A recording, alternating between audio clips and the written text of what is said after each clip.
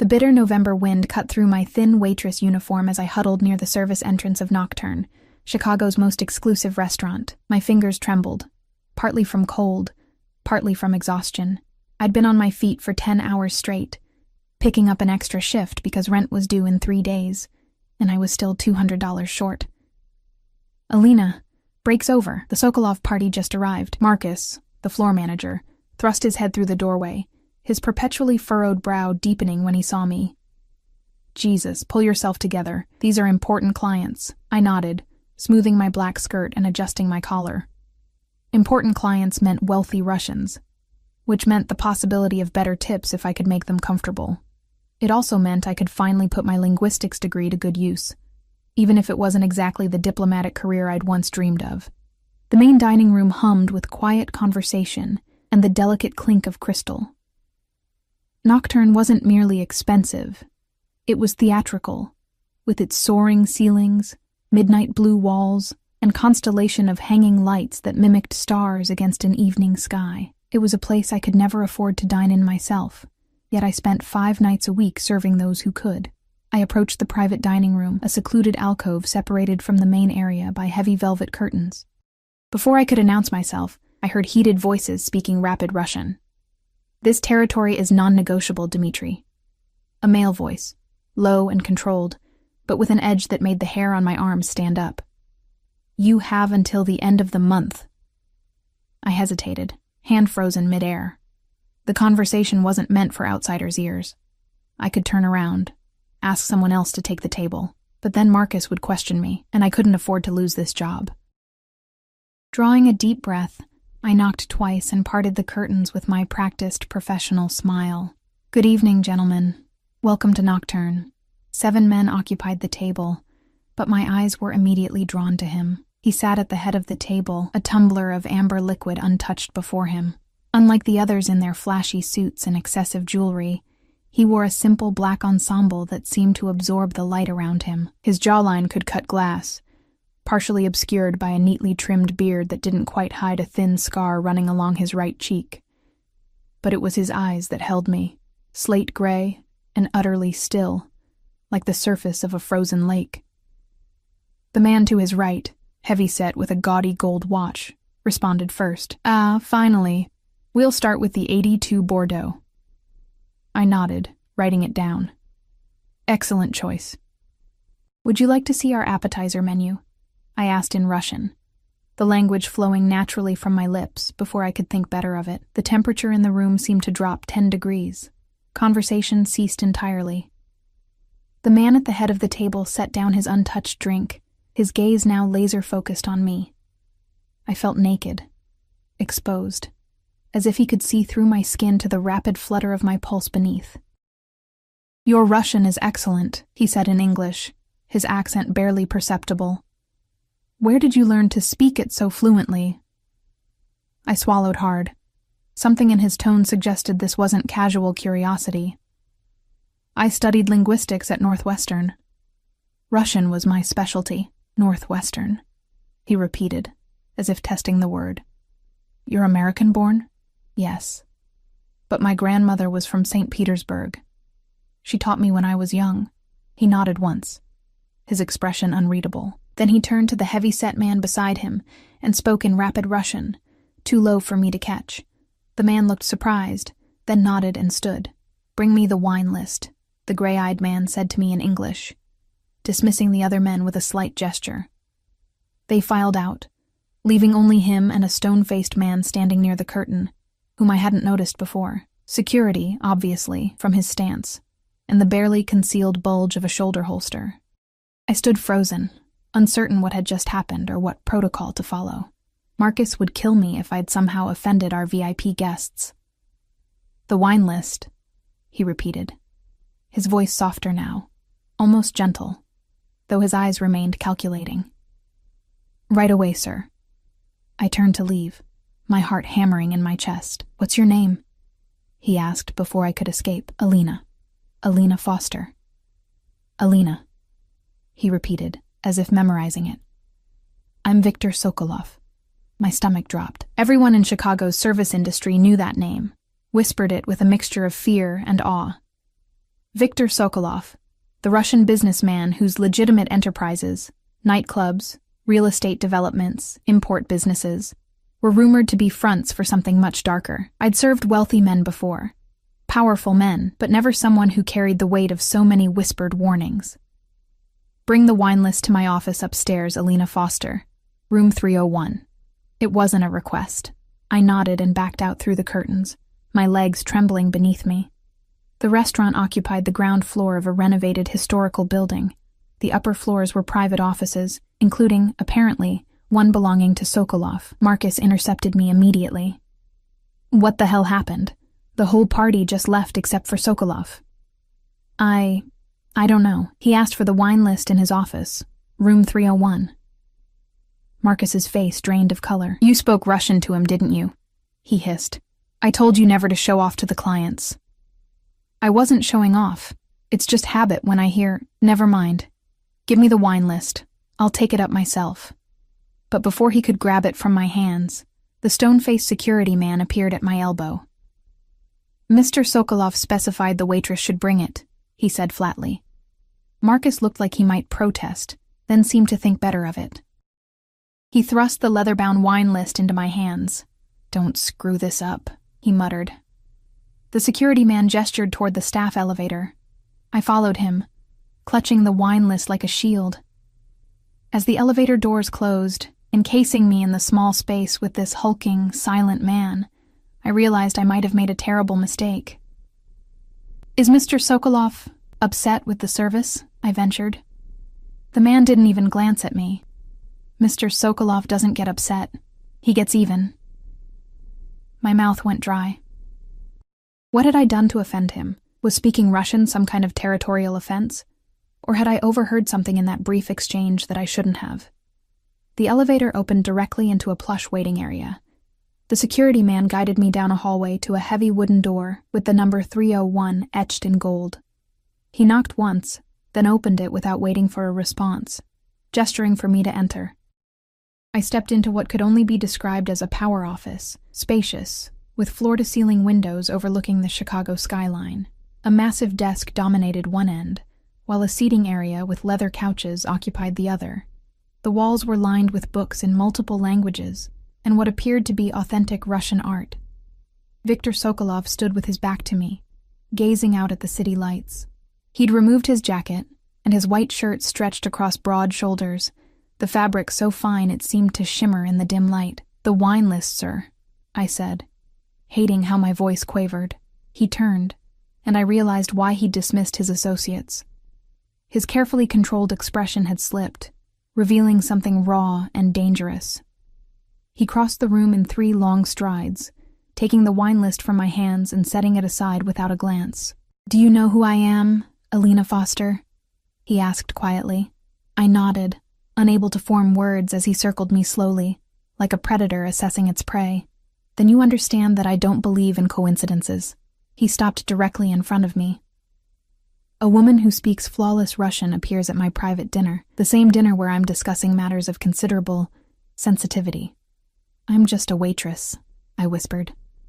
I've worked at Nocturne for 8 months. You can check with... I already have. While you were coming up in the elevator, he nodded toward a laptop on his desk, where I glimpsed what looked like my employee file. Northwestern University, graduated with honors in linguistics, specializing in Slavic languages, minor in international relations. Yet here you are, serving overpriced wine to men like me. Heat crawled up my neck. The economy isn't kind to liberal arts majors. A ghost of a smile touched his lips, transforming his face so completely that for a moment I forgot to be afraid. No, it isn't, but still, an interesting career path. It pays the rent. Most months, anyway. He studied me for another long moment. I fought the urge to fidget under his scrutiny, to explain that my student loans had crushed my dreams of graduate school, that my grandmother's medical bills had drained what little savings I'd managed to accumulate. But something told me Viktor Sokolov wasn't interested in my financial hardships. Your accent, he said finally. Northern region, but with certain inflections I can't quite place. My grandmother was from St. Petersburg, but she lived in Moscow for many years before emigrating. I probably picked up a mixture, he nodded, as if I'd confirmed something. And do you often translate for interested parties? The question carried a weight I didn't understand. I'm not a professional translator, if that's what you're asking. That's not what I'm asking. His voice hardened. Let me be direct. The FBI and CIA both actively recruit linguistics graduates, particularly those specializing in Russian. Have you had any contact with either agency? My blood turned to ice. No, I'm not. I wouldn't. I stopped, took a breath. I'm not working for anyone but Nocturne, Mr. Sokolov. He watched me closely, searching for deception. A pretty girl with your skills could find more lucrative employment than waiting tables. Not without connections, I said, more bitterly than I intended. Something shifted in his expression. Interest, perhaps, or calculation. He moved toward his desk, pressing a button on his phone. Bring tea, he instructed, then gestured to one of the leather chairs opposite his desk. Sit.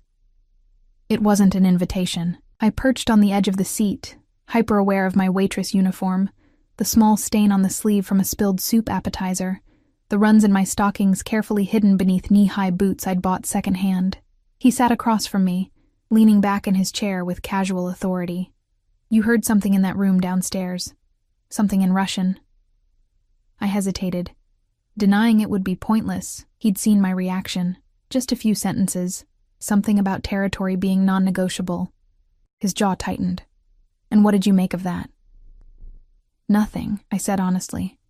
I assume you're in real estate. He laughed then. The sound so unexpected it startled me. Real estate. Yes, you could say that. A knock at the door interrupted us. The security man entered with a silver tea service, setting it on the desk before withdrawing silently. Victor poured 2 cups, adding a spoonful of jam, not sugar, to one before sliding it toward me. Russian style, he explained. My mother's recipe. I accepted the cup, the warmth seeping into my cold fingers. The tea was strong and fragrant, the sweet tartness of the jam balancing the bitterness. It reminded me of my grandmother's kitchen, of stories told in hushed Russian while she taught me to make pelmeni at her worn wooden table.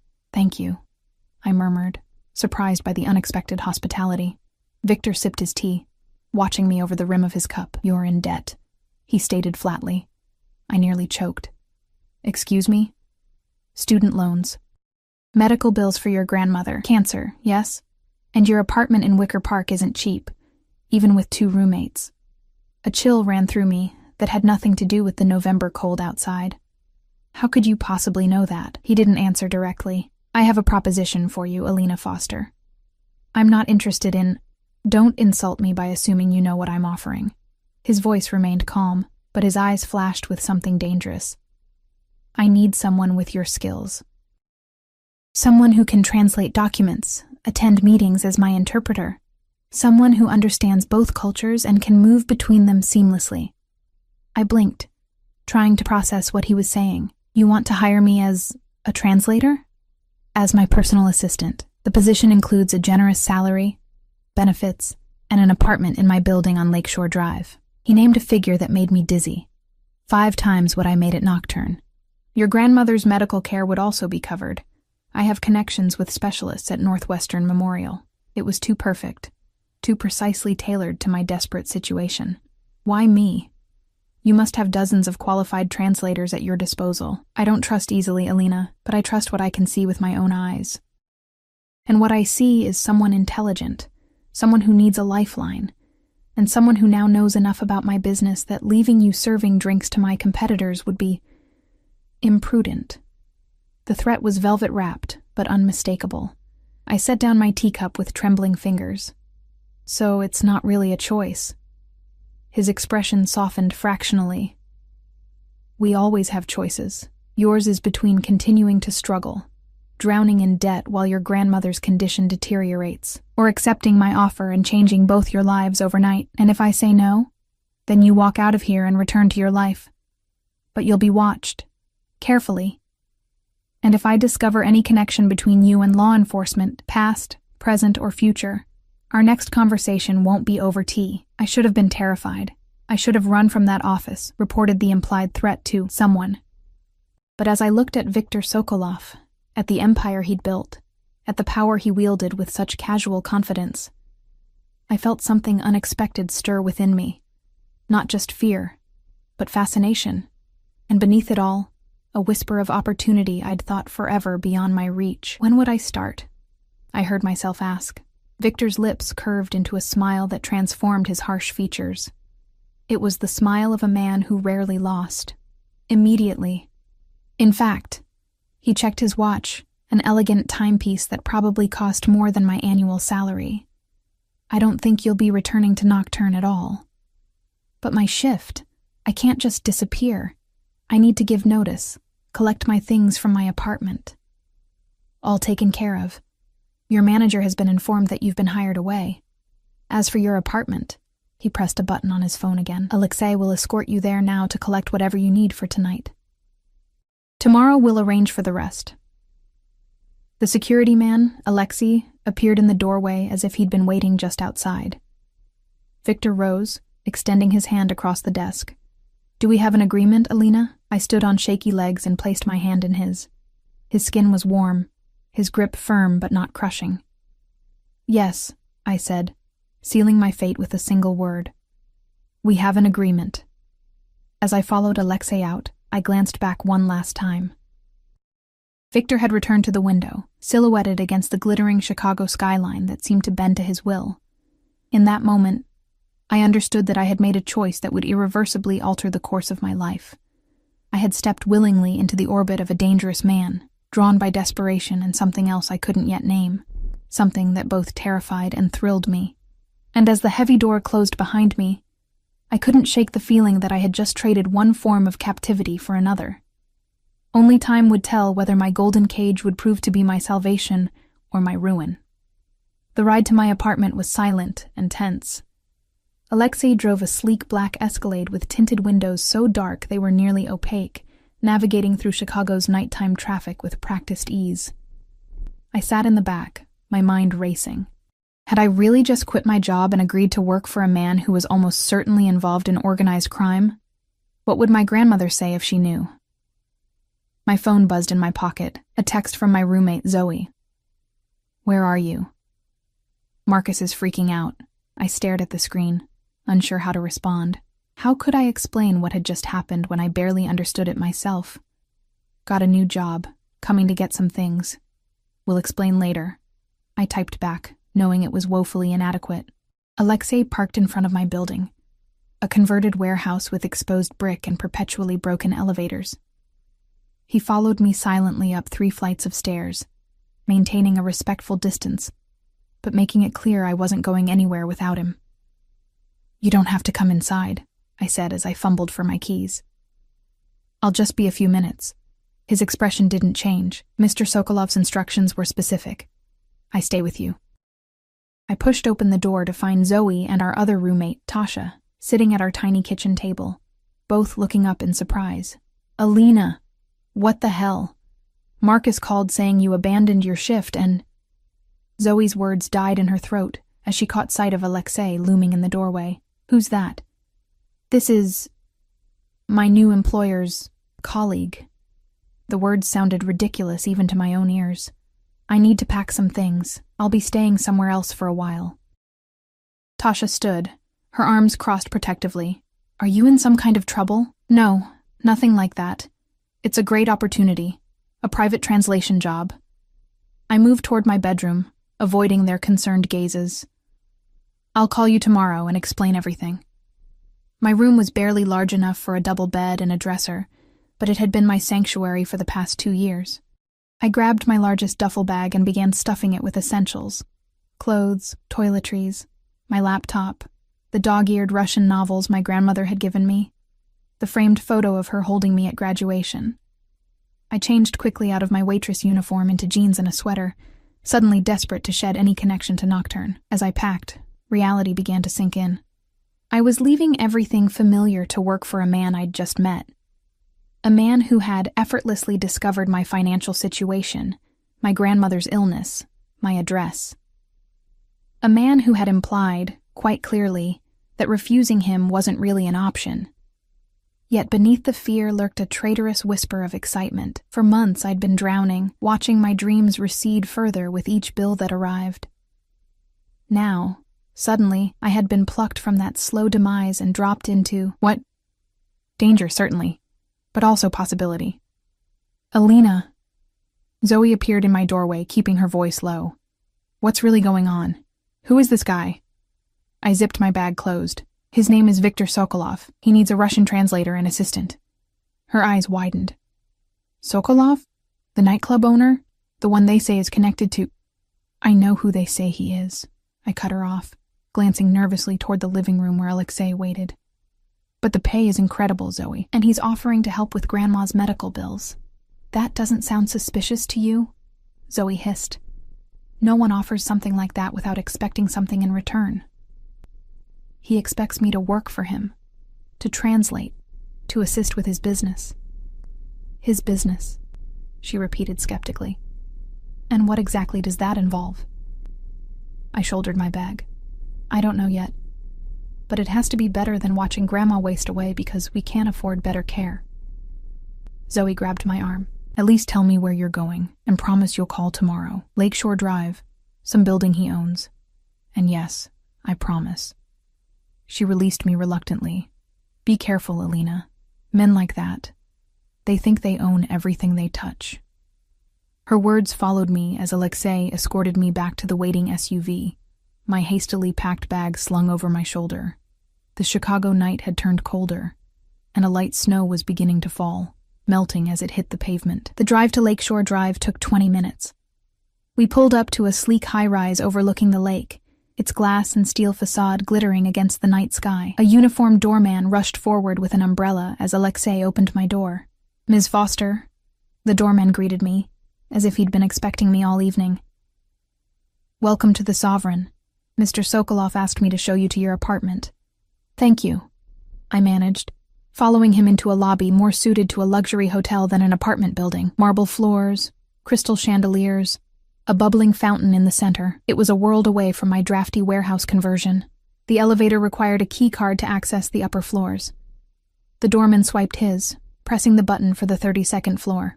Mr. Sokolov occupies the penthouse on 40, he informed me, as if sharing a valuable secret. But he thought you might prefer something a bit more intimate. The elevator doors opened directly into a foyer. The doorman handed me a key card and a small envelope. Your keys and some welcome information. If you need anything at all, the concierge desk is staffed 24 hours. I thanked him, waiting until he disappeared back into the elevator before exploring my new... home? Prison? I wasn't sure which term applied. The apartment was stunning. A corner unit with floor-to-ceiling windows showcasing Chicago's glittering skyline and the dark expanse of Lake Michigan beyond. The furnishings were sleek and modern, in shades of cream and pale blue. A fully equipped kitchen gleamed with stainless steel appliances I'd never use. I could barely cook ramen without burning it. The living room featured a massive television and plush sofa, a small dining area, a study with empty bookshelves waiting to be filled. And through a set of double doors, a master bedroom with the largest bed I'd ever seen, draped in what looked like impossibly expensive linens. The attached bathroom had a rainfall shower and a deep soaking tub that made me want to weep with longing. My apartment had only a cramped stall shower with perpetually lukewarm water. On the bed lay a large white box tied with a black silk ribbon. I approached it cautiously, as if it might contain something dangerous. Inside, nestled in tissue paper, was a silk nightgown in deep burgundy with a matching robe. Both were obviously expensive, both were exactly my size, and both made my face burn with implications I wasn't ready to contemplate. Beneath them was a handwritten note on heavy cream stationery, for your comfort. We begin tomorrow, 8 a.m. V. I closed the box quickly, pushing it to the far side of the bed.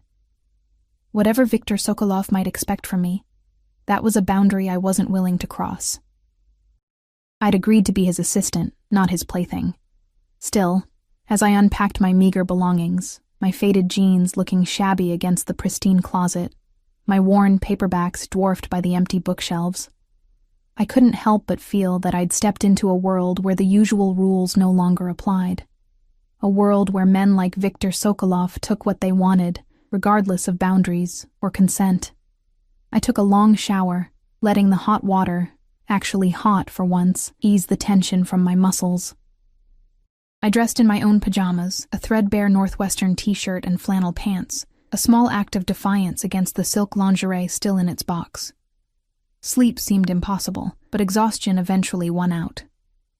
I drifted off to the unfamiliar sounds of the luxury building, the distant hum of the heating system, the occasional ping of the elevator, the muffled voices of wealthy neighbors returning from late dinners or theater outings. So different from my apartment, with its shouting neighbors and perpetually barking dog and garbage trucks at 4 a.m., I awoke to sunlight streaming through windows I'd forgotten to cover and the disorienting sensation of not knowing where I was. For a moment, I thought I was back in my childhood bedroom. Then reality crashed down, and I remembered. Viktor Sokolov.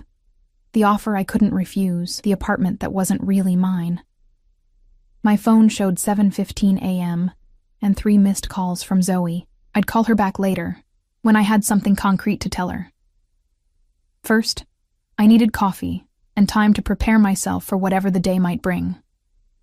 The kitchen, I discovered, was fully stocked. Premium coffee beans, organic milk, fresh fruit, pastries that looked like they'd come from a high-end bakery. I brewed a pot of coffee stronger than I usually made it, needing the extra caffeine to sharpen my wits.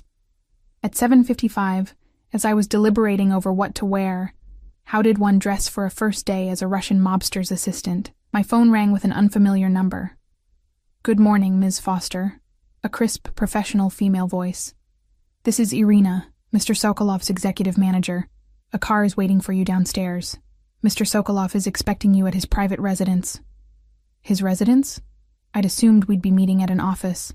"I'll be right down." I opted for the most professional outfit I'd brought.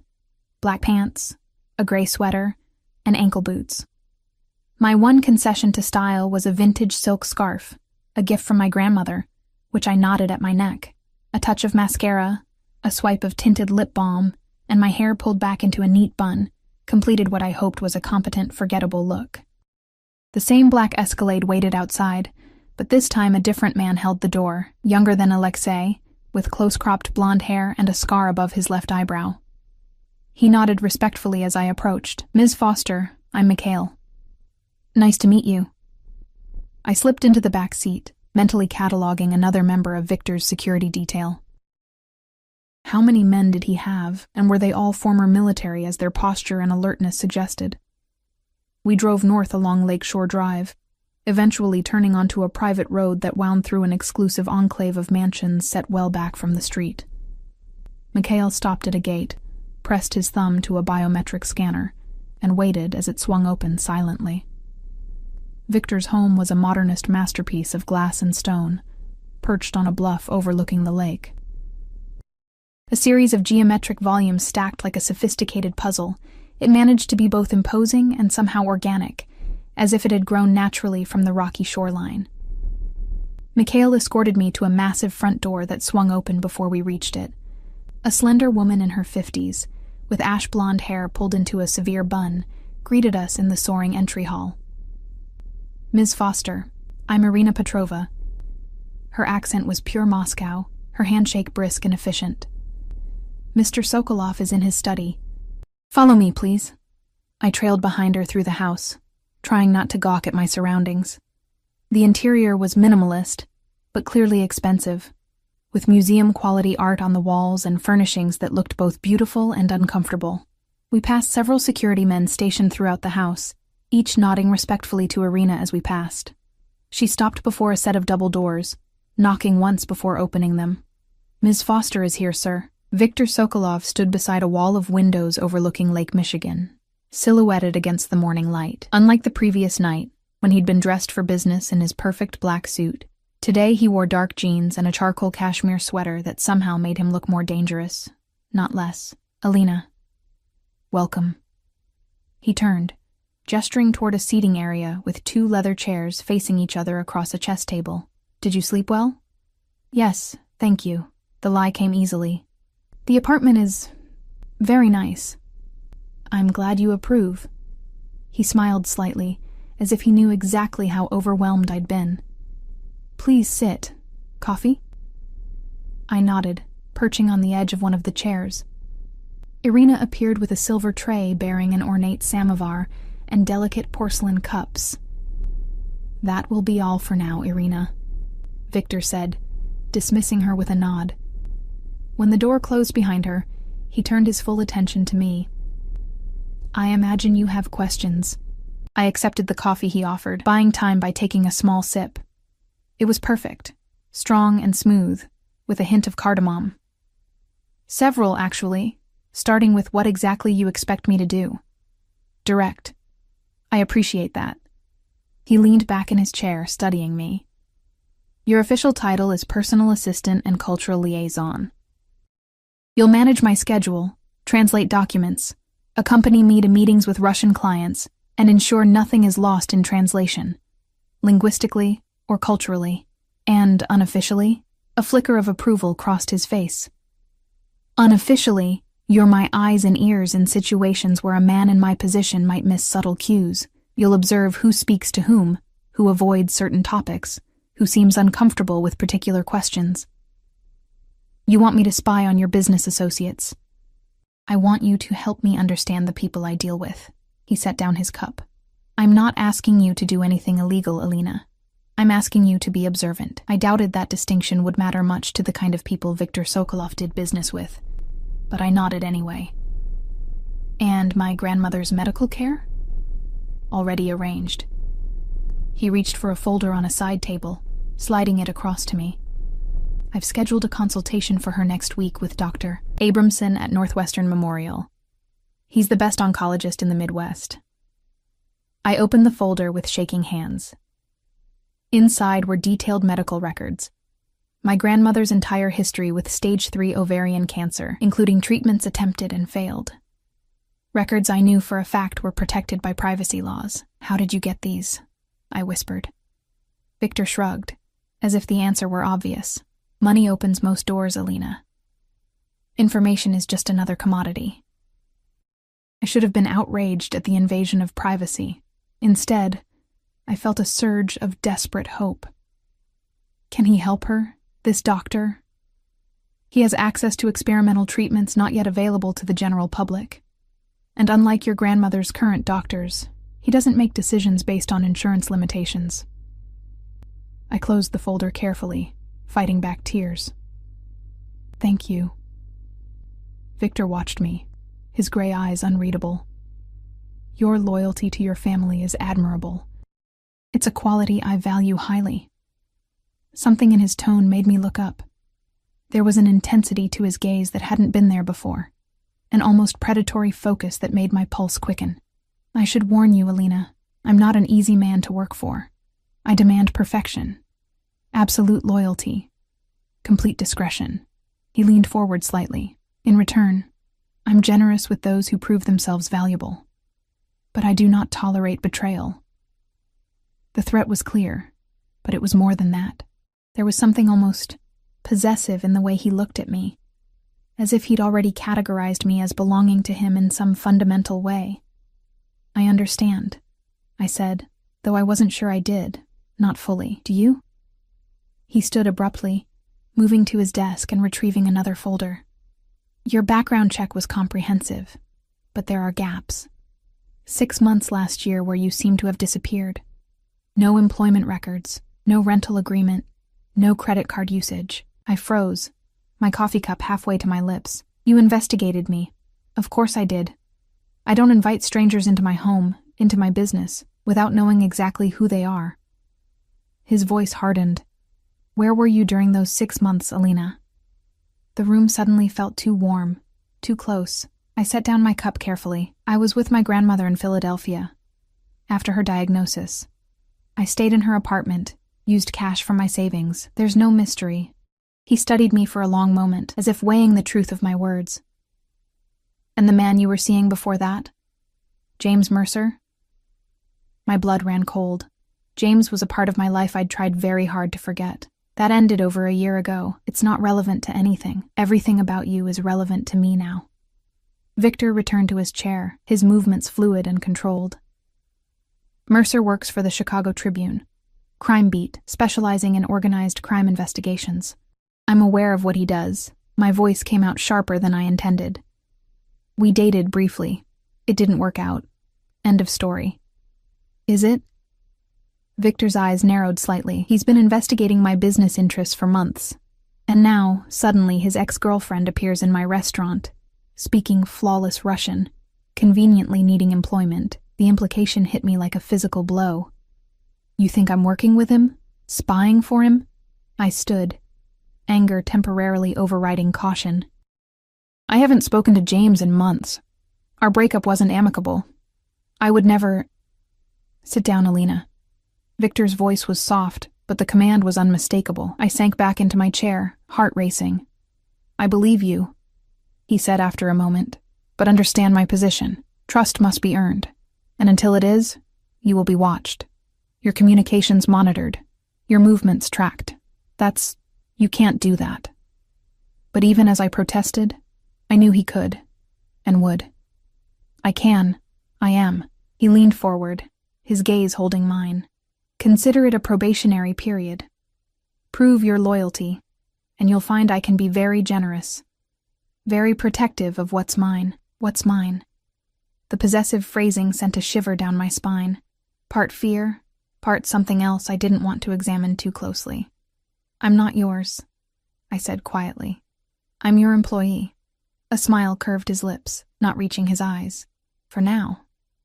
Before I could respond to that loaded statement, the study door opened and Irina appeared, her expression apologetic. Mr. Sokolov, Mr. Petrov has arrived for your 9:30 meeting. Victor nodded, straightening. Show him to the conference room. I'll join you shortly. He turned back to me as Irina withdrew. Your first official duty. Mr. Petrov speaks very little English, and I need to ensure nothing is lost in translation. I stood, grateful for the interruption and the chance to regain my composure. Of course. As I followed Victor from the study, I couldn't shake his words from my mind, very protective of what's mine. For now, the implications hung in the air between us, unspoken but unmistakable. I had agreed to work for Victor Sokolov out of desperation, seeing only the lifeline he offered for my grandmother. I hadn't considered that he might want more than my linguistic skills, that the golden cage he'd built might be designed to hold more than just a translator. And as we entered the conference room, where a heavy-set man with a florid face stood waiting, I realized with growing unease that I had walked willingly into the orbit of a man who took what he wanted, and who, for reasons I didn't yet understand, had decided that he wanted me. Mr. Petrov proved to be a challenging first assignment. He spoke a regional dialect of Russian filled with slang and obscure idioms, and he talked rapidly, often slurring words together. But years of practice with my grandmother's friends had prepared me well. I kept pace, translating his rapid-fire negotiation with Victor about import licenses and shipping routes, with only occasional pauses to clarify a term. The meeting lasted 2 hours, during which I noticed Victor watching me as much as he watched Petrov, evaluating me, testing me. When Petrov used a particularly vulgar expression to describe a business rival, I translated it accurately but professionally, maintaining the meaning without the crude language. Victor's lips twitched in what might have been approval. When Petrov finally left, escorted out by Mikhail, Victor turned to me. You did well. Most translators would have softened his more colorful expressions. You said you wanted accurate translations. Nothing lost. Indeed. He checked his watch. We have another meeting at 1, a business lunch with American investors. You won't need to translate, but I want you to observe. The lunch meeting took place at an exclusive club overlooking Millennium Park.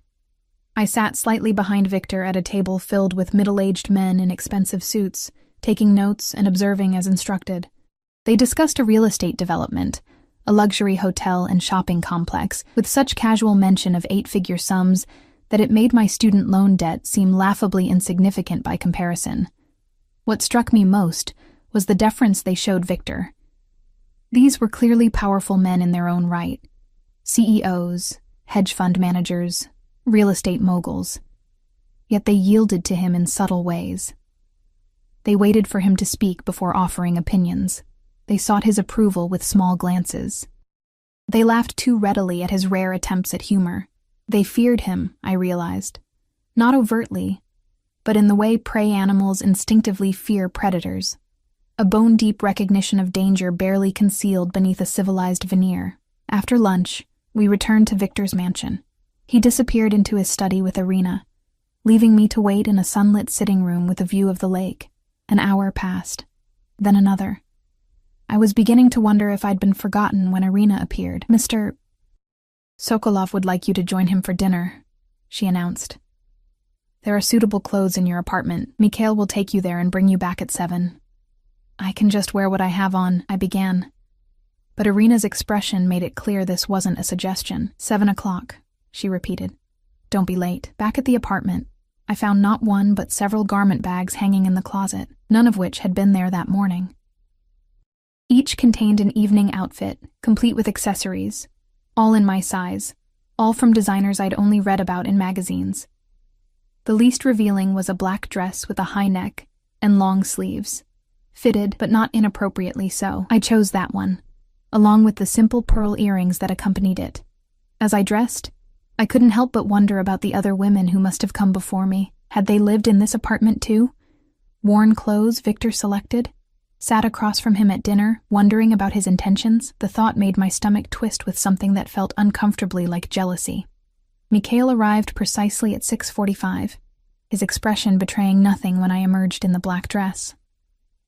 The drive back to Victor's mansion was silent, but I felt a growing tension coiling within me. This was more than a business dinner, we both knew it. Victor waited in the foyer when I arrived, dressed now in a tailored suit that emphasized his broad shoulders and lean waist. His eyes swept over me, lingering just long enough to make heat rise to my cheeks. The dress suits you, he said simply, offering his arm. I thought we might eat on the terrace. The weather has cleared, and the view of the lake is exceptional at sunset. The terrace was actually a rooftop garden, accessible by a private elevator from the master suite. Despite the November chill, it was comfortably warm thanks to discreetly placed heaters. A table had been set for 2, with candles flickering in hurricane lamps, and a bottle of wine already breathing. This is not what I expected, I admitted as he held my chair. What did you expect? Victor poured wine into delicate crystal glasses. I don't know. Something less. I gestured at the intimate table setting, the candlelight, the rose petals scattered among the hurricane lamps. Less romantic. He smiled slightly, taking his seat across from me. Is it so strange that I might enjoy beautiful things in beautiful settings?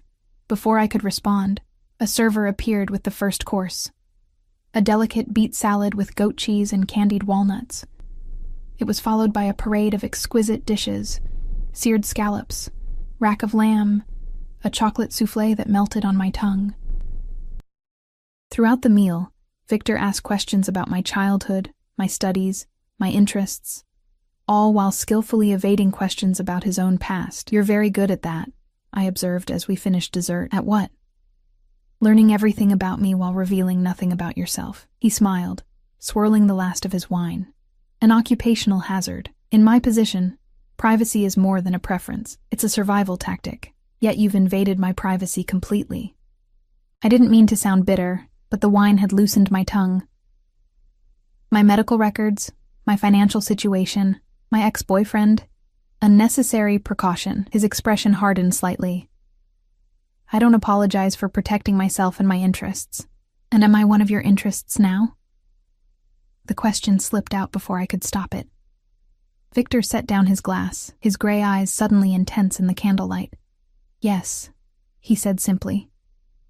You are. The directness of his answer left me momentarily speechless. I had expected evasion, perhaps even denial, not this stark confirmation. Why? I finally managed. He considered me for a long moment. You remind me of someone I once knew. Someone who spoke her mind regardless of consequences. Someone who didn't cower, his lips curved in a half-smile. It's refreshing in a world where most people are too afraid to meet my eyes. I'm not afraid of you. The lie tumbled out easily. No? He leaned forward slightly, his voice dropping. You should be. A shiver ran through me that had nothing to do with the evening air. Is that a threat? A fact. Victor stood, moving to the edge of the terrace where the Chicago skyline glittered against the night. I've done things that would terrify you, Alina. I've built my empire on the backs of those who underestimated me, who thought they could take what was mine. I rose, drawn to him despite my better judgment. And what exactly is yours, Victor? He turned, his expression almost predatory in the shadows. Everything you see. His gaze swept over the city spread out beneath us. And now, you, my breath caught. I told you before, I'm not yours. I'm your employee. For now. He repeated his earlier statement, moving closer until I could feel the heat radiating from his body. But I see the way you look at me when you think I'm not watching. The way your pulse jumps when I enter a room. He reached out, his fingertips grazing my neck where my carotid betrayed me with its rapid beating. Your body speaks truths your words deny. I should have stepped back, should have maintained professional distance. Instead, I stood frozen, caught in the magnetic pull of his presence. What happened to the woman I remind you of? I asked quietly. Pain flashed briefly across his features, gone so quickly I might have imagined it. She died. I'm sorry. Don't be. It was a long time ago. He withdrew his hand, and I felt its absence like a physical loss. My sister was always braver than she should have been, always speaking truth to power, regardless of consequence. Something dark passed behind his eyes. The world punishes that kind of courage. The admission stunned me.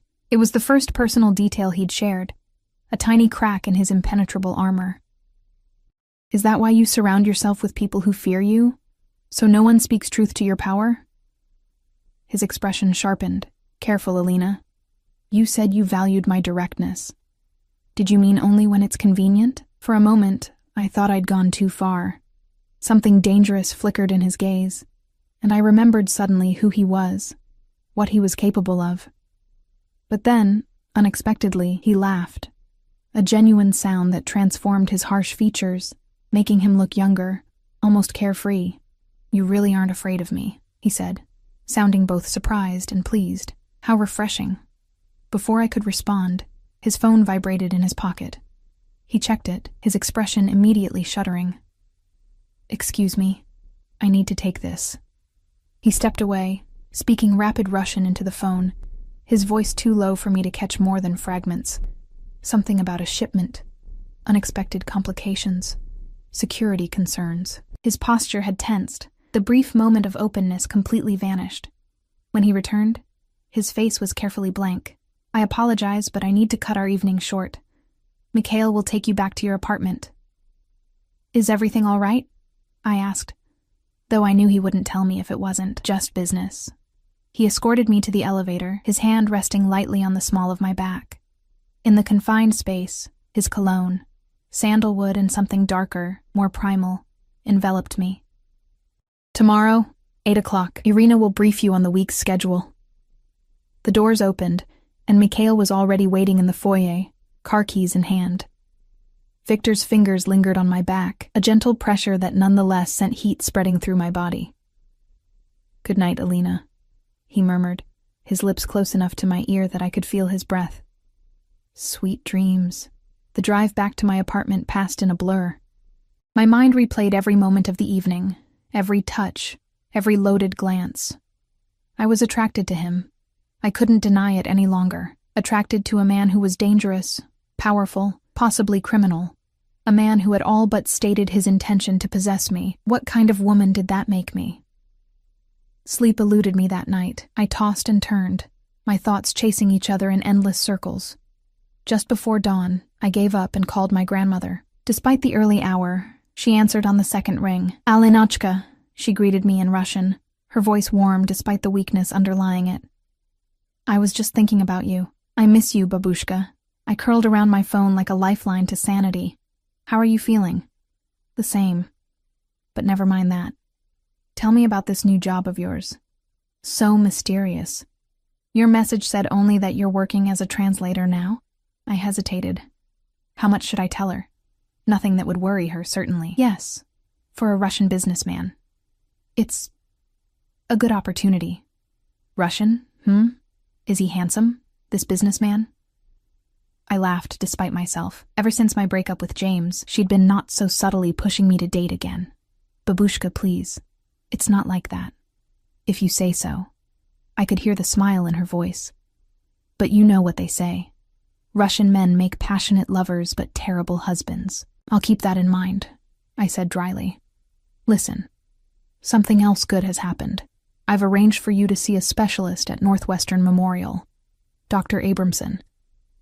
He's supposed to be the best, and he has access to treatments your current doctor doesn't.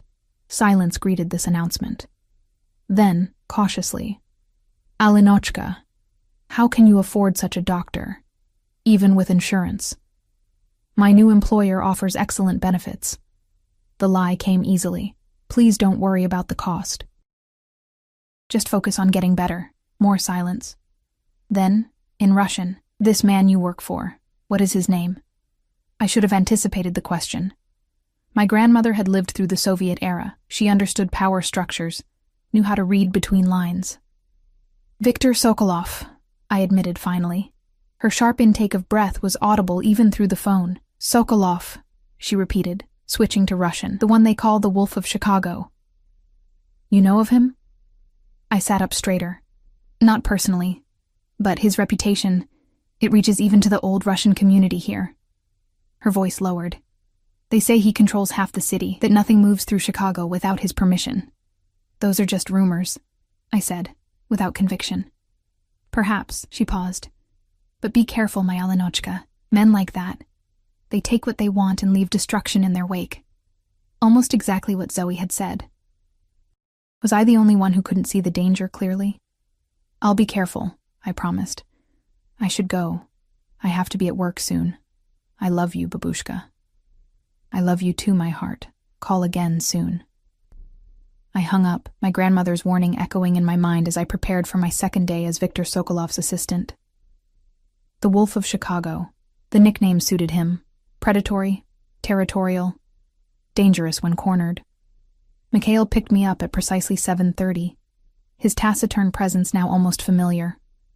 This time, we drove not to Victor's mansion, but to a nondescript building in the West Loop. Unlike his home, this building had multiple layers of security. A gated parking garage with armed guards, biometric scanners at every door, cameras covering every angle. What is this place? I asked, as Mikhail escorted me through a maze of corridors. Mr. Sokolov's primary office. He offered nothing more. We finally reached a large open workspace with perhaps a dozen people, all busy at computers or on phones. To one side was a glass-walled conference room where Victor sat with Irina and several men in suits, studying documents spread across the table. Irina spotted me and hurried over. Good, you're here. Mr. Sokolov has a delegation arriving from Moscow at 11. They'll be expecting traditional hospitality. I've prepared briefing materials for you. She handed me a thick folder. Memorize these profiles before they arrive. The next 3 hours passed in a blur of preparation. I studied the profiles of 6 Russian businessmen, committed their preferences to memory, everything from favorite drinks to personal feuds, and helped arrange a traditional Russian lunch spread. When the delegation finally arrived, I greeted each man by name in Russian, mentioning personal details that clearly pleased them. Throughout the lunch meeting, I translated seamlessly, keeping pace with technical discussions about shipping routes and import regulations. Occasionally, I caught Victor watching me with an expression I couldn't quite interpret, something between approval and possessiveness. After the Russians left, Victor beckoned me into his private office, a space as minimalist and imposing as his home study. You impressed our guests, he said, gesturing for me to sit. Fedorov particularly mentioned your knowledge of his hometown. Thank you. I took the offered seat, acutely aware of being alone with him again. The briefing materials were thorough. I require thoroughness in all things. His gaze lingered on me, making the double meaning clear, which is why I have another task for you. He slid a folder across his desk. Inside was a dossier on James Mercer, my ex-boyfriend. Photos of him entering and leaving his apartment, transcripts of phone calls, copies of recent articles he'd written. What is this? I asked, though it was obvious. Your former lover has become problematic. His latest investigation focuses on my shipping operations. I need to know what he knows. I closed the folder, pushing it back toward him. I told you. I haven't spoken to James in months. We didn't exactly part on good terms. Precisely why he won't suspect your motives if you reconnect. Victor leaned forward, his expression hardening. Call him. Suggest drinks. Reminisce about old times. Find out what he's working on. You want me to spy on him? My voice was flat. To betray his trust. I want you to protect my interests. And by extension, your own. Victor's eyes narrowed slightly. Your grandmother's appointment with Dr. Abramson is tomorrow. It would be unfortunate if complications arose. The threat was veiled but unmistakable. My blood ran cold. You wouldn't. I would do whatever necessary to protect what's mine. He held my gaze unflinching. Make the call, Alina.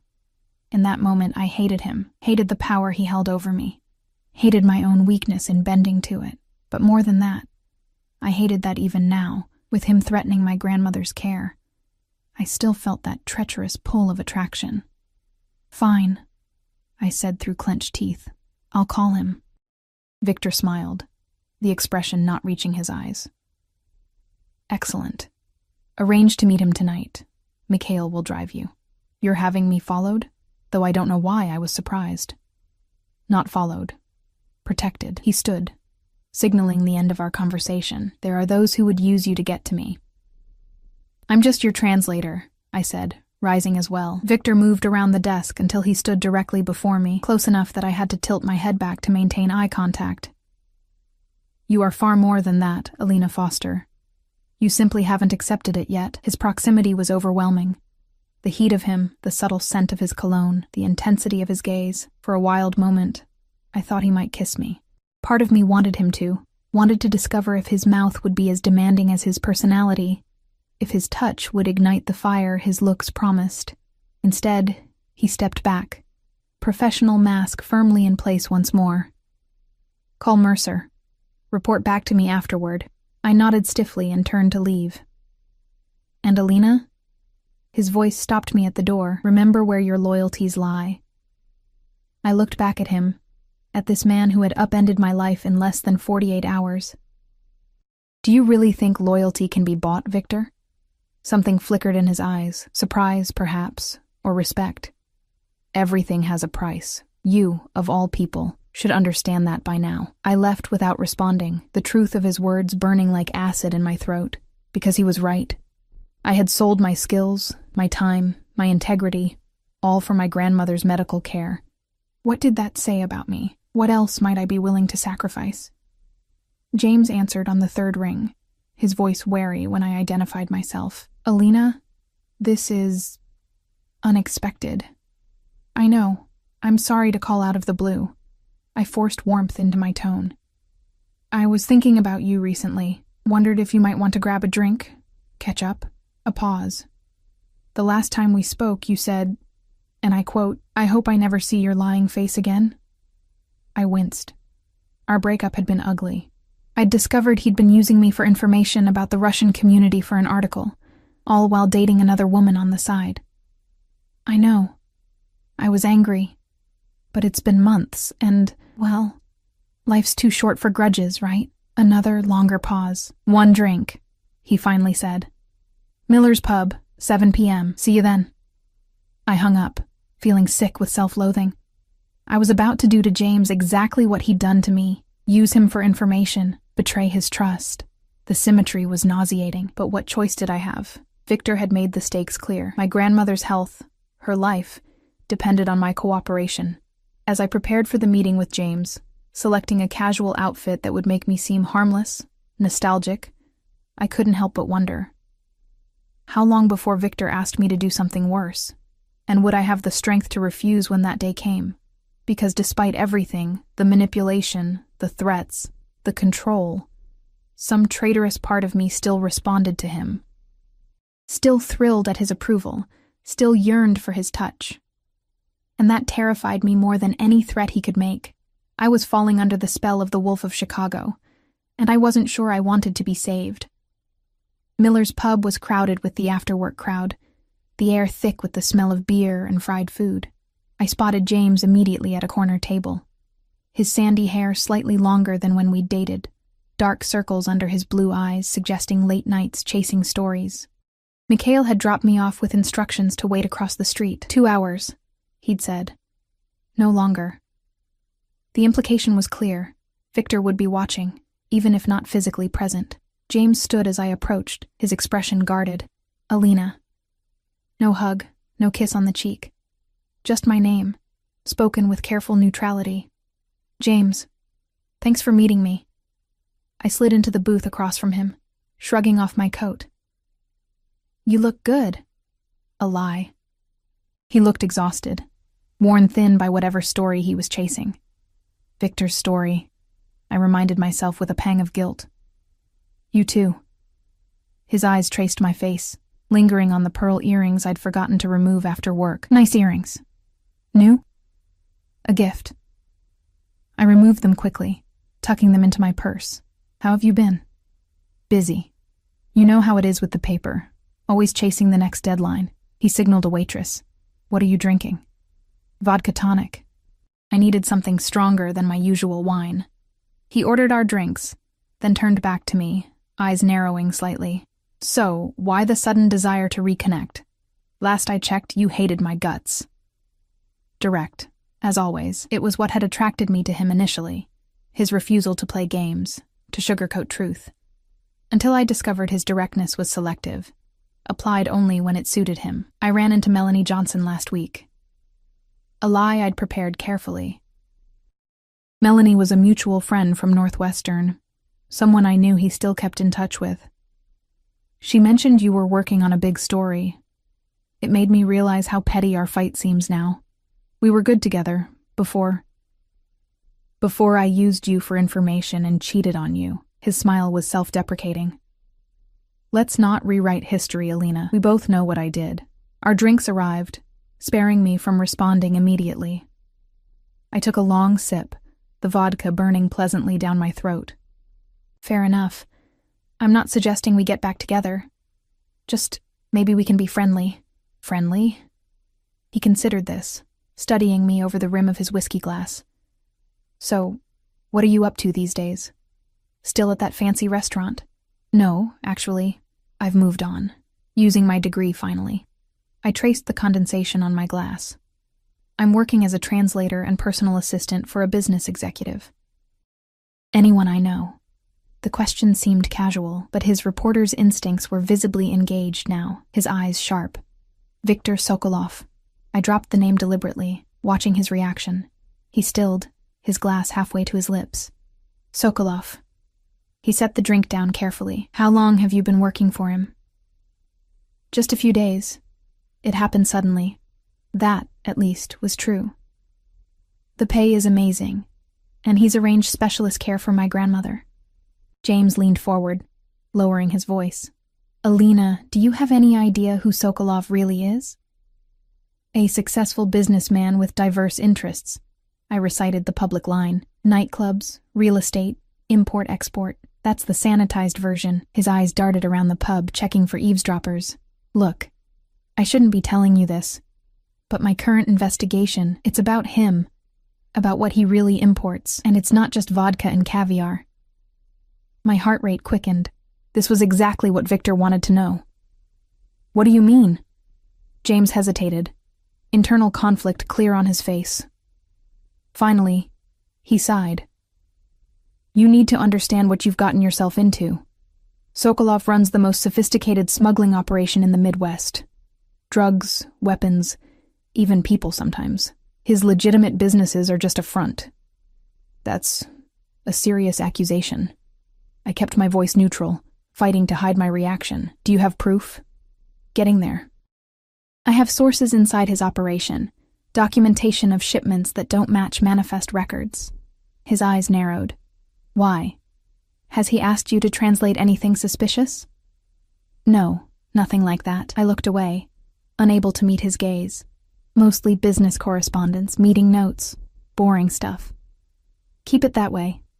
James reached across the table, grabbing my hand with unexpected intensity. Listen to me, Alina. You need to get out now, before you're in too deep. Sokolov doesn't hire people without a purpose. If he brought you in, he wants something specific from you." The concern in his voice seemed genuine, making my betrayal burn even hotter in my chest. "I can handle myself." "No, you can't. Not with men like him." James squeezed my hand. "I've been investigating Sokolov for 8 months. Do you know what happens to people who cross him? They disappear, Alina, or they have accidents. Just last month, one of his former associates was found in the river with his throat cut. A chill ran through me. Maybe that was unrelated. It wasn't." James released my hand, running his fingers through his hair in frustration. "Look, I know we ended badly. I was an asshole. But I don't want to see you hurt. Whatever he's paying you, whatever he's promised for your grandmother, it's not worth it. I need this job, James." I hated how weak I sounded. "My grandmother's cancer. The treatments are experimental. No other doctor will take her case. And you don't find it convenient that Sokolov is offering exactly what you desperately need?" His voice softened. "That's how men like him operate. They find your vulnerability and exploit it. Once he has his hooks in you, you'll never be free." Victor's words echoed in my mind.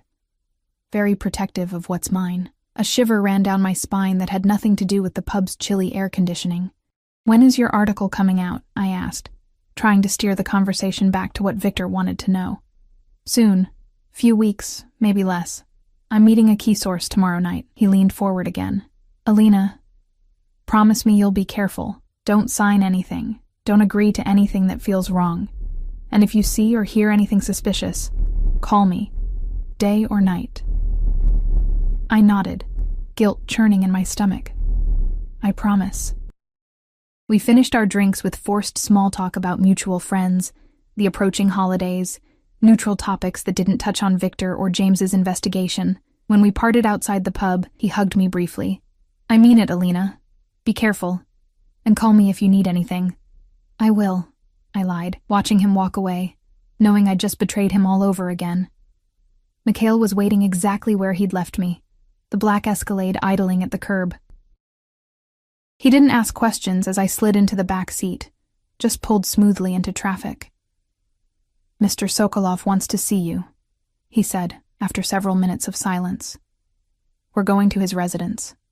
It was nearly 9 p.m. when we arrived at Victor's mansion. The night was clear but bitterly cold. The lake a vast darkness beyond the house's glowing windows. Mikhail led me directly to Victor's study, where he sat behind his desk reviewing documents. "Alina."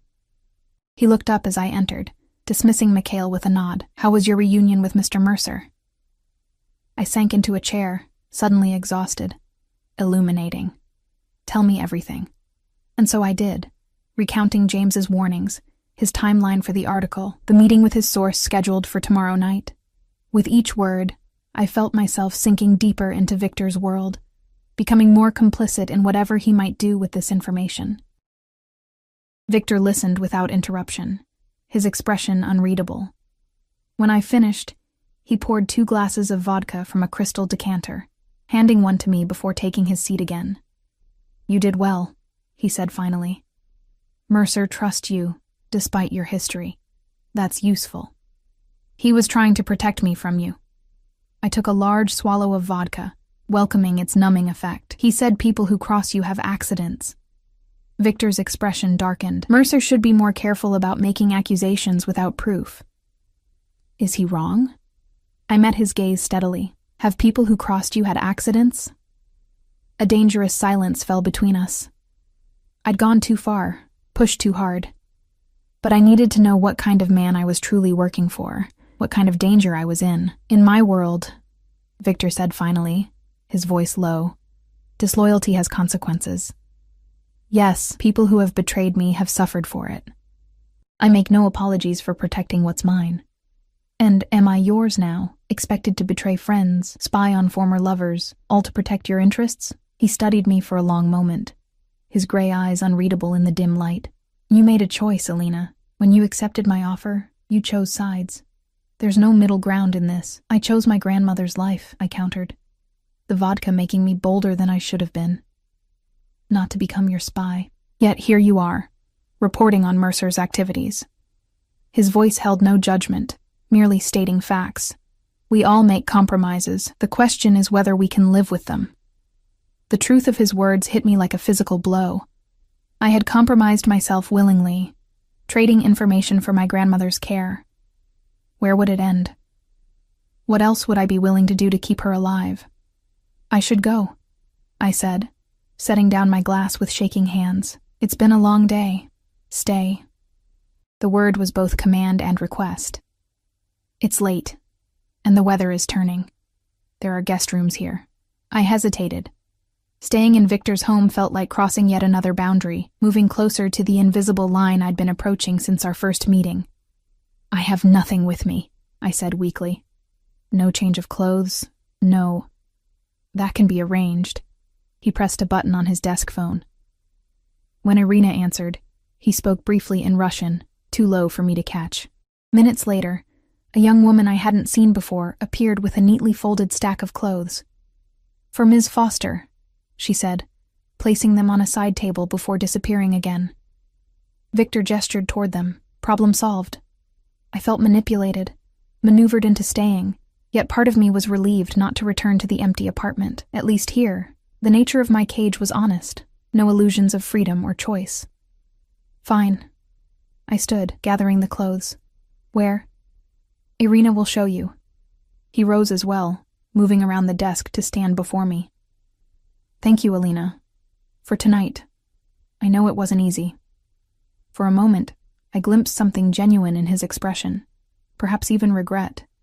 But it was gone as quickly as it appeared, replaced by his usual mask of control. Irina appeared in the doorway, efficient as always. This way, Ms. Foster. The guest room was luxurious, with a 4-poster bed and a bathroom larger than my entire bedroom at the apartment I shared with Zoe and Tasha. The clothes provided were simple but expensive. Silk pajamas, a cashmere robe, even a toothbrush and toiletries arranged neatly in the bathroom. Everything anticipated, every need met. The perfect golden cage. I showered, letting hot water sluice away the day's tensions, trying not to think about James's warnings or Victor's veiled threats. When I emerged, wrapped in the plush robe, I was startled to find Victor himself waiting in a sitting area adjacent to the bedroom. I thought you might like tea before bed. He gestured to a silver service on the coffee table. My mother's recipe again. I clutched the robe tighter around myself, acutely aware of my vulnerability. Thank you, but I'm very tired. He ignored my implicit dismissal, pouring tea into 2 delicate cups. My sister had trouble sleeping too. Especially after our parents died. Tea was the only thing that helped. The casual mention of his sister, the second personal detail he'd shared, caught me off guard. What was her name? I asked, sitting across from him despite my better judgment. Natasha. His expression softened slightly. She was 3 years younger than me, brilliant, headstrong, much like you. What happened to her? I accepted the tea he offered, the familiar scent of black tea and raspberry jam, strangely comforting. Victor's jaw tightened. She got involved with the wrong people. Trusted someone she shouldn't have. He looked away, toward the windows where snow had begun to fall in gentle flurries. She paid for that mistake with her life. The raw pain in his voice was unmistakable, transforming him momentarily from the untouchable crime lord to simply a man grieving his sister. I wanted to reach out, to offer comfort, but I remained frozen, unsure of the boundaries between us. I'm sorry, I said instead, the words inadequate but sincere. It was a long time ago. He took a sip of his tea, composure returning. After she died, I swore I would never again lose someone under my protection. That's why I'm vigilant about threats, why I require absolute loyalty. Is that what I am? Someone under your protection? His gaze locked with mine, intense and uncompromising. Yes, whether you want to be or not. I never asked for that. Yet here you are. He set down his cup, leaning forward slightly. You could have walked away that first night, Alina. Refused my offer, taken your chances. But you didn't. Something in you recognized something in me. Desperation, I countered. Not recognition. Is that what you tell yourself? His voice dropped lower, more intimate. That you're here only for your grandmother's treatment? That you feel nothing when we're together like this? Heat bloomed in my chest, spreading upward to my face. What I feel or don't feel is irrelevant. You're my employer. We both know it's more than that. He reached across the space between us, his fingers brushing a damp strand of hair from my face. The contact, though fleeting, sent electricity racing along my skin. From the moment you spoke Russian in that restaurant, something changed. For both of us. I should have pulled away, should have maintained the professional distance I'd been clinging to. Instead, I found myself leaning subtly into his touch, my body betraying me as it had from the beginning. This is a bad idea, I whispered. Undoubtedly. His hand cupped my cheek now, thumb tracing my lower lip in a gesture both tender and possessive. I am not a good man, Alina. I've done things that would horrify you. I will continue to do them. That's the world I live in. Then why am I here? Really? His eyes darkened, pupils dilating. Because when I look at you, I see a light I thought had gone out of my life forever. Because despite everything, the danger, the complications, the risk to my organization, I can't seem to stay away from you. The confession hung between us, raw and unexpected. Viktor Sokolov, the Wolf of Chicago, admitting vulnerability. It should have humanized him, made him less frightening. Instead, it made him more dangerous, because now the attraction I'd been fighting wasn't just physical. It was something deeper, a recognition of shared loneliness, of kindred spirits trapped in different cages. Victor, I began, unsure what I even wanted to say. But before I could continue, his phone vibrated sharply. He checked it, his expression instantly hardening. I have to go. He stood, professional mask firmly back in place. Business that can't wait. Sleep well, Alina. We'll talk in the morning. And then he was gone, leaving me alone with cooling tea and confused emotions. I retreated to the massive bed, burying myself beneath luxurious covers, but sleep remained elusive. My mind replayed every moment with Victor, the threats and the tenderness, the danger and the protection, the manipulation and the honesty. I was falling for a man who lived in shadows, who held my grandmother's life in his hands, who admitted freely to having enemies killed. What did that say about me? Morning came too quickly, pale winter sunlight filtering through heavy curtains. I dressed in the clothes provided, a cashmere sweater and tailored slacks that fit perfectly, raising questions about how Victor knew my exact size. Irina was waiting when I emerged from the guest room. Mr. Sokolov had to leave early on business. He asked me to inform you that your grandmother's appointment with Dr. Abramson is at noon. Mikhail will take you there. Thank you. Relief and disappointment warred within me. Relief at not having to face Victor after last night's charged encounter. Disappointment for exactly the same reason. The drive to Northwestern Memorial passed in tense silence. My grandmother was already in the waiting room when I arrived, her thin frame drowning in a coat too large for her diminished body. She brightened when she saw me, rising shakily to embrace me. "Alinochka?" she murmured in Russian, her voice weaker than it had been just days ago on the phone. "You look different." "Do I?" I helped her back to her seat, conscious of Mikhail standing discreetly by the entrance. "How?" She studied me with the piercing gaze that had never failed to see through my childhood fibs. "You carry yourself differently, like someone who has made a dangerous bargain and is only beginning to understand the cost." Before I could respond, a nurse called my grandmother's name. Dr. Abramson proved to be everything Victor had promised. Brilliant, compassionate, and armed with treatment options no regular oncologist had mentioned. As he outlined a new protocol involving immunotherapy and targeted radiation, I felt a surge of gratitude toward Victor that complicated my already confused feelings. After the appointment, as we waited for the pharmacy to fill new prescriptions, my grandmother took my hand. "This doctor, these new treatments, they are very expensive, Alinochka. Our insurance would never cover them." "Don't worry about that," I assured her. "It's taken care of. By your new employer. It wasn't a question. This man, Sokolov, what does he want from you in return?" I couldn't lie to her, not completely. My skills as a translator, my loyalty, my discretion. She nodded slowly. "And nothing more?" Men like him, they always want more. The memory of Victor's touch, his confession last night, heated my skin. "It's complicated," I admitted. Be careful with your heart, Alinochka.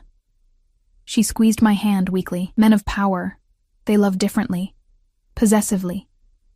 They do not share, they do not compromise. They consume. I know what I'm doing, I said, with more confidence than I felt. Do you? She looked past me, to where Mikhail stood watching us. You are being followed already, watched. The cage may be golden, but it is still a cage. The pharmacist called my name, sparing me from responding. As I collected the medications, my phone buzzed with a text from Victor. How is your grandmother? Is Abramson taking good care of her? I stared at the screen, struck by the domesticity of the inquiry, as if we were any normal couple, as if he hadn't threatened and manipulated me into betraying a former friend just last night. Yes, thank you. New treatment plan looks promising. I hesitated, then added, She likes him. The response came immediately. I'm glad. Come to the office when you're done. We need to discuss Mercer's source. And just like that, the brief illusion of normalcy shattered. I was still Viktor Sokolov's employee, his asset, his possession. The appointment with Dr. Abramson hadn't been generosity, it had been investment, insurance of my continued cooperation. As I helped my grandmother to the car Victor had arranged to take her home, I wondered how much deeper I would sink into his world before I lost myself completely. And more disturbing still, I wondered if I would even care when it happened. Because despite everything, the danger, the moral compromises, the golden cage closing around me, a part of me was thriving under Victor's attention, blooming like a flower turned toward dangerous but intoxicating light.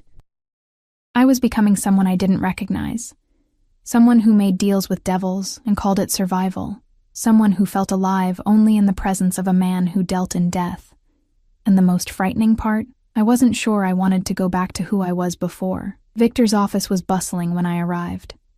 Men in suits moved purposefully between rooms, speaking in hushed tones. Irina intercepted me in the lobby, her expression tighter than usual. Mr. Sokolov is in a meeting. He asked that you wait in his office. She guided me through the controlled chaos, stopping at Victor's door. There have been complications. Be prepared. The warning sent a chill down my spine. What kind of complications? She merely shook her head, gesturing me inside before disappearing down the corridor. Victor's office was empty, affording me a rare moment alone in his space. Unlike his home study with its artwork and personal touches, this room was purely functional. A large desk with multiple monitors, a conference table, and walls covered in maps showing shipping routes across the globe. The only personal item was a small silver frame on his desk, turned away from visitors. Curiosity overcame caution. I crossed to the desk and turned the frame to reveal a faded photograph of two children. A boy of perhaps 12 with a protective arm around a younger girl. Both had Victor's gray eyes and strong features. Victor and Natasha, before tragedy, rewrote their story. She was 9 when that was taken. I startled, nearly dropping the frame. Victor stood in the doorway, watching me with an unreadable expression. He looked different today, tension radiating from him, a barely contained energy that made the air feel electrically charged. I'm sorry. I shouldn't have. It's fine. He closed the door, moving to stand beside me. That summer at our grandparents' dacha outside Moscow, the last truly carefree time we had, I carefully replaced the frame. Your meeting ended early? It never began. He gestured for me to sit, taking the chair beside me rather than retreating behind his desk. The proximity was deliberately intimate, a continuation of last night's shift in our dynamic. We have a problem, Alina. Mercer's source was found dead 2 hours ago. My blood turned to ice. What? How?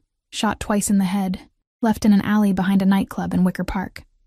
Victor's expression remained neutral, but his eyes watched me intently, gauging my reaction. A nightclub I own. You think I had something to do with this? The accusation, unspoken but clear, made me recoil. I only told you about the meeting. I never said who the source was. I don't even know who it was. I know. His voice softened slightly. The timing is unfortunate. Mercer will believe I discovered his source through you. That I had the man killed to protect my interests. Did you? The question slipped out before I could stop it. Something dangerous flashed in Victor's eyes. No. This wasn't my order. Someone is trying to frame me, or trying to send me a message. What kind of message? That I have a leak. That I'm vulnerable. He stood abruptly, pacing to the window. Someone close to me is working against me, Alina. Someone with access to my schedule, my business dealings. The implication was clear. You think it's me? He turned, his expression softening fractionally. No. If I thought it was you, we wouldn't be having this conversation. The cold certainty in his voice sent a shiver down my spine. This was the Victor that James had warned me about. The man capable of making enemies disappear. Then who? I asked. I have suspicions. He returned to his seat, leaning forward intently. But I need to be certain, which is why I need your help. My help? How? Mercer trusts you. He'll contact you when he learns about his source. I need you to meet with him. Find out what he knows, what evidence he still has. I stood, anger overriding fear. No, I won't do that again. Using me to spy on James once was bad enough. I won't. Your grandmother's new treatment begins tomorrow. Victor's voice was soft, but the threat unmistakable. Experimental protocols can be unpredictable. Side effects, complications. My hands curled into fists. You're threatening her again? After everything I've already done for you? I'm ensuring your cooperation in a matter that threatens everything I've built. He rose as well, towering over me. This isn't just business, Alina. This is survival. If Mercer publishes his article with evidence of my operations, it won't just mean financial loss. It will mean prison. Or death. If my competitors reach me first. That's not my problem. It became your problem the moment you took my offer. His hand shot out, gripping my arm with controlled strength. The moment you chose to enter my world. We stood frozen, locked in a silent battle of wills, his fingers burning through the thin fabric of my sleeve. I should have been terrified, should have been planning my escape. Instead, some traitorous part of me responded to his intensity, to the raw power emanating from him. Let me go, I whispered. To my surprise, he did, his hand falling away as he took a deliberate step back. I'm not the monster Mercer paints me to be, Alina. Yes, I've done things the law would condemn. I've hurt people who betrayed me, but everything I've built, everything I am, comes from necessity, from survival. Survival doesn't justify everything, Victor. It does when the alternative is watching everyone you love die. His voice hardened. I was 17 when the Bratva killed my parents for refusing to pay protection money. 19 when they came for Natasha after I began building my own organization to fight back. I know exactly what's at stake here. The raw pain in his confession silenced me. For the first time, I glimpsed the full picture of what had shaped Viktor Sokolov. Not just ambition or greed, but trauma, loss, and the brutal education of someone who'd learned early that power was the only protection in a violent world. I'm sorry about your family, I said finally. Truly. But that doesn't give you the right to use my grandmother as leverage. No, it doesn't. He surprised me with the admission. But I will use whatever means necessary to protect what remains of mine. My organization. My people. He paused, his gaze intensifying. You. I'm not yours to protect, I insisted, though the words sounded hollow even to my own ears. Aren't you? He stepped closer again, invading my space with his heat, his scent, his presence. Tell me you feel nothing, Alina. Tell me you could walk away from this. From me, and never look back. I couldn't. The truth was written in my racing pulse, my shallow breathing, the heat blooming across my skin wherever he came too close. Despite everything, the manipulation, the threats, the moral compromise, I was drawn to him like a moth to flame, knowing I might be consumed but unable to resist the pull. This is insanity, I whispered. Perhaps. His hand rose to my face, fingertips tracing my cheekbone with surprising gentleness. But sanity is overrated. My phone rang, shattering the moment. I stepped back, fumbling for it in my purse, heart still pounding from Victor's proximity. The screen showed James's number. Victor's eyes narrowed. "Mercer, answer it, on speaker." I hesitated, then obeyed, pressing the speakerphone button. "Hello?" "Alina." James's voice was tight with barely controlled rage. "Have you seen the news?" "No, I've been at the hospital with my grandmother."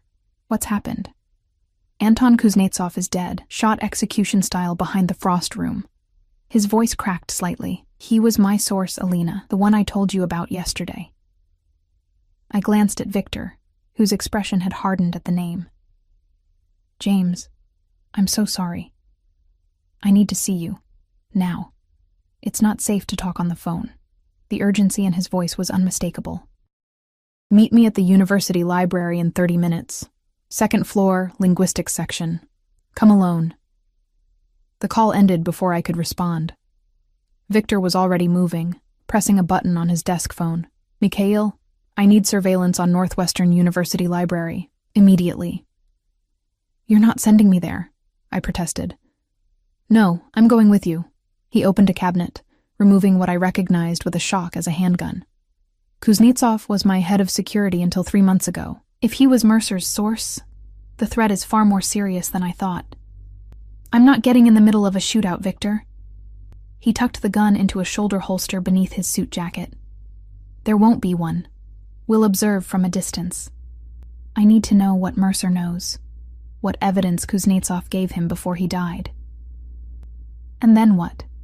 You'll have James killed too?" The question was out before I could stop it. Victor stilled, his eyes meeting mine with chilling intensity. "Is that what you think of me? That I solve all my problems with bullets?" "I don't know what to think anymore," I admitted. "I'm in so deep I can't see daylight." Something softened in his expression. "I don't want Mercer dead, Alina. I want him neutralized. There are other ways to accomplish that." Before I could respond, Mikhail appeared at the door, car keys in hand. "The car is ready, sir." The ride to Northwestern passed in tense silence. Victor sat beside me in the back of the Escalade, close enough that our shoulders occasionally touched when the car turned. Each contact sent electricity through me, a physical awareness I couldn't suppress despite the dangerous situation we were heading into. "Stay in the car," Victor instructed as we pulled up a block from the library. "Mikhail will keep you safe." "No." I caught his arm as he prepared to exit. "I'm coming with you." "It's too dangerous. James asked for me. If he sees you instead, he'll run." I held his gaze steadily. "Let me talk to him.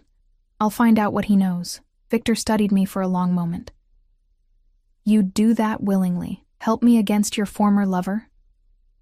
The question carried weight beyond the immediate situation. It was a test of where my loyalties truly lay.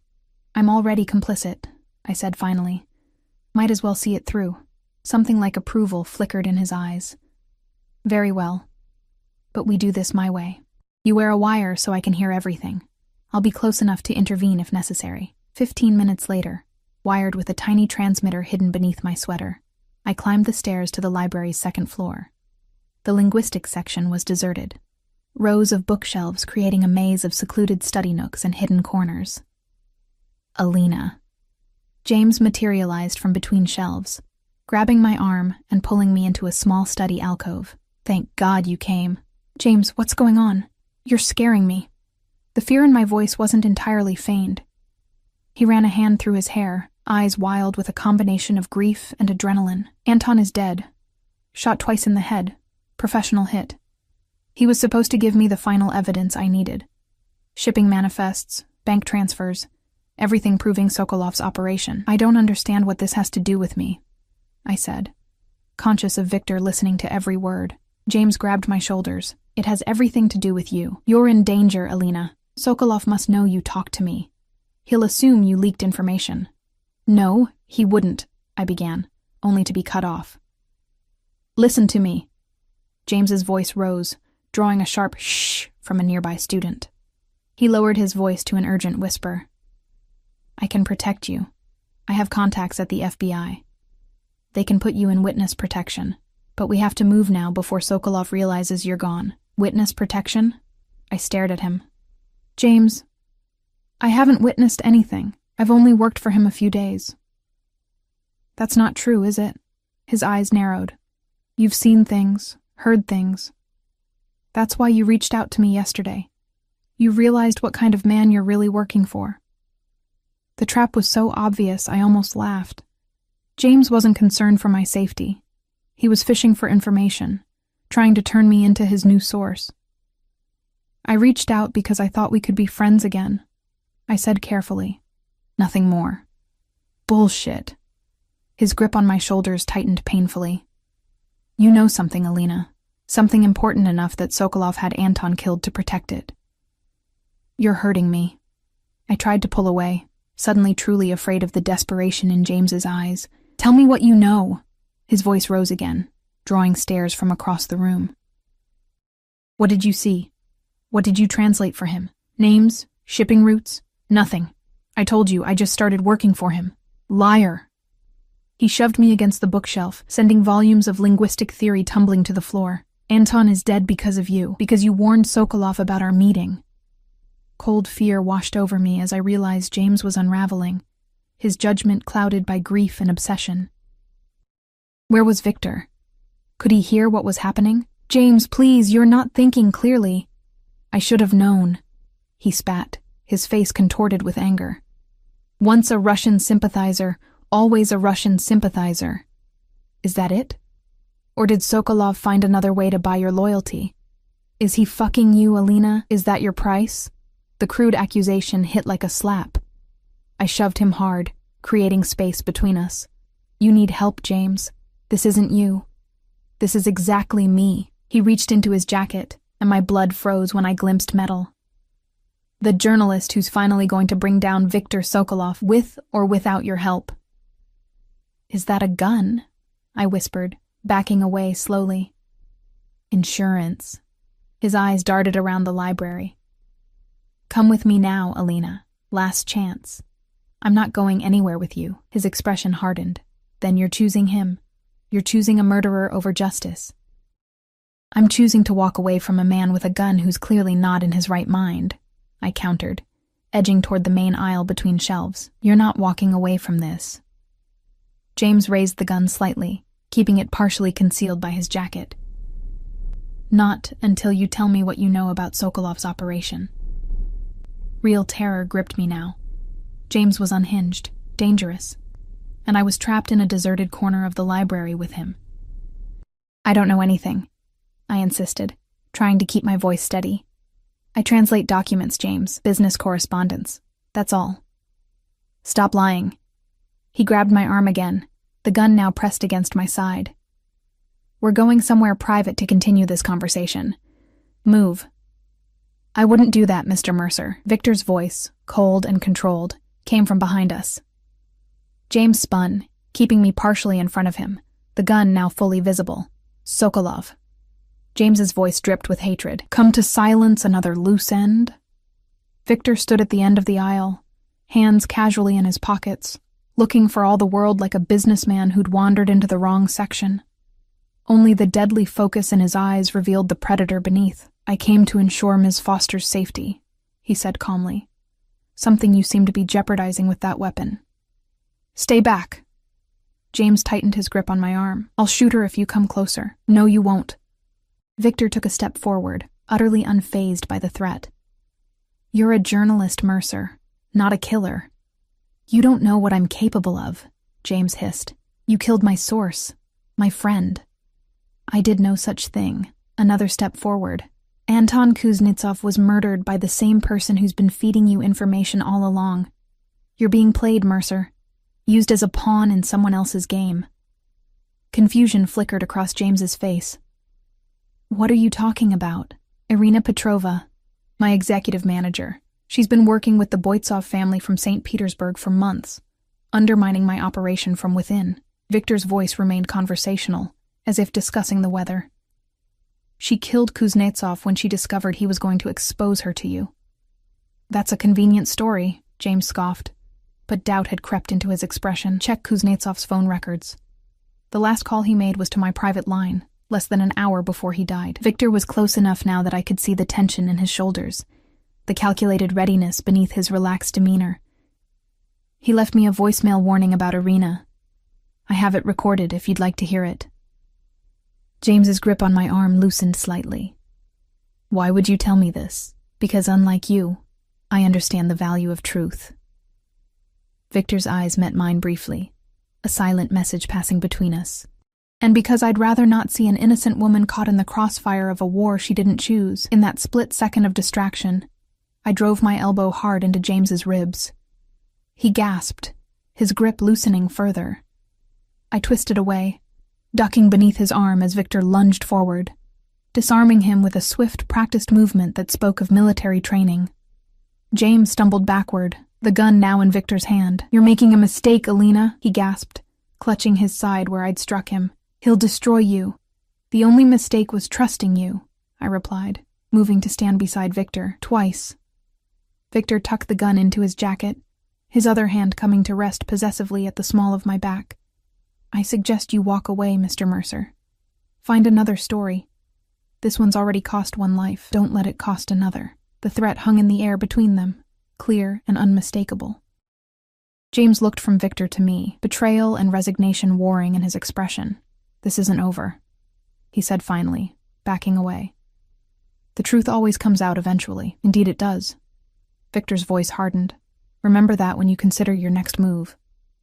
We watched in silence as James retreated, disappearing down the library stairs. Only when he was gone did Victor turn to me, his hand gently tilting my chin to examine my face. Are you hurt? No. I was trembling, the adrenaline of the confrontation beginning to ebb. Was that true? About Irina? Yes. His jaw tightened. She's been dealt with. I didn't ask what that meant, didn't want to know. And Kuznetsov really called to warn you? Yes. Too late to save himself, but in time to save my organization. His thumb traced my lower lip, a gesture becoming familiar. And you. Your loyalty today won't be forgotten, Alina. It wasn't loyalty to you, I said quietly. It was self-preservation. James was out of control, perhaps. A slight smile curved his lips, but you chose a side nonetheless, my side. He was right. In that moment in the library, faced with James's unraveling sanity and Victor's controlled strength, I had made my choice, had aligned myself with the devil I knew, rather than the friend I no longer recognized. What happens now? I asked, as Victor guided me toward the exit, his hand still at the small of my back. Now we clean up this mess. Ensure Mercer's article never sees publication. He held the door for me, the courtly gesture at odds with the danger still radiating from him. And then, you and I have unfinished business. The way he said it sent heat curling through my body despite the frigid November air. Mikhail was waiting with the car, opening the door as we approached. As I slid into the back seat, Victor's hand on my arm stopped me. One thing should be clear between us, Alina. His voice was low, meant for my ears only. What happened today changes things. You're no longer just my translator. You're part of my inner circle now. My confidant. He paused, searching for the right word. Partner. Partner? I echoed, the word carrying more weight than seemed possible. In all things. His eyes held mine, the meaning unmistakable, if that's what you want. It was a choice. Perhaps the first real one he'd given me since our paths crossed at Nocturne. I could walk away now. He was offering that much, at least. Return to my struggling existence, my grandmother's uncertain care, my dreams deferred, or I could step fully into Viktor Sokolov's world, with all its darkness and danger, and unexpected moments of light. Become the woman at the wolf's side, both his weakness and his strength. I want it, I said finally, the truth releasing something tight in my chest. God help me. I want it all. His smile then, genuine, transformative, made him look younger, almost boyish. He joined me in the back seat, closing the door on the outside world. As the car pulled away from the curb, Victor reached for my hand, our fingers intertwining in silent understanding. Your grandmother will be pleased, he said unexpectedly. She called me this morning after her appointment. I stared at him. She called you? How? I gave her my number when I arranged her care. His thumb traced circles on my palm. She's quite formidable, your babushka. Threatened me with creative Russian curses if I hurt you. Laughter bubbled up, surprising us both. That sounds like her. She also said something about Russian men making terrible husbands but passionate lovers. His eyes danced with amusement. I assured her I'd prove the first part wrong. The implication stole my breath. Victor. Not today, not tomorrow, but someday. He lifted our joined hands, pressing his lips to my knuckles. When you're ready. When you understand completely what it means to be mine. The possessiveness that had once frightened me now sent a different kind of shiver through my body. Because I was beginning to understand that belonging to Viktor Sokolov meant more than ownership. It meant protection, passion, a place in a world few ever glimpsed from the inside. And what about you? I asked, emboldened by his rare openness. Are you mine as well? His expression sobered, gray eyes searching mine. I have been since you spoke Russian in that restaurant, Alina Foster. You just didn't know it yet. The confession hung between us, transforming the air in the car, making it thick with possibility. When his lips finally met mine, it felt inevitable. The culmination of a dance that had begun the moment our eyes first locked across that private dining room. His kiss was everything I'd imagined and nothing like I'd expected. Controlled yet hungry, commanding yet surprisingly tender. His hand cradled my face as if I were something precious, even as his mouth claimed mine with unmistakable possession. When we broke apart, both breathless, the world outside seemed to have changed. Sharper, brighter, more vivid. Or perhaps it was simply that I had changed, stepped across a threshold into a life I'd never imagined for myself. Where are we going? I asked, suddenly aware the car was heading away from both the office and my apartment, the airport. Victor's arm curled around me, drawing me against his side. I have business in St. Petersburg that can't wait. The Boitsov family needs to understand the consequences of their interference. You want me to come with you? To Russia? The speed of this new reality made my head spin. I want you by my side, Alina, in Chicago, in Russia, wherever business takes me.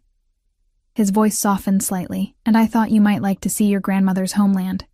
Perhaps visit her old neighborhood. The thoughtfulness of the gesture, remembering this detail about my grandmother's past, wanting to connect me to my heritage, touched me unexpectedly. It was these glimpses of the man beneath the power that had drawn me to him from the beginning. Yes, I said simply. I'd like that. As the Chicago skyline receded behind us, I leaned into Victor's embrace, no longer fighting the current that had swept me into his world. I had made my choice, crossed my own line in the sand. Whatever came next, danger, passion, power, I would face it at the wolf's side, not as his possession, but as his equal, his partner. His light in the darkness he navigated with such deadly grace. And if that meant embracing parts of myself I'd never acknowledged, the hunger for power, the thrill of danger, the willingness to bend moral boundaries, then so be it. We were all shaped by our choices, by the compromises we made to protect what mattered most. Victor had chosen me, and against all reason, against all warnings, I had chosen him. The rest was yet to be written, our story just beginning. But one thing was certain as we sped toward the future awaiting us. I had spoken Russian before the Mafia boss, and in doing so, I had changed both our destinies forever.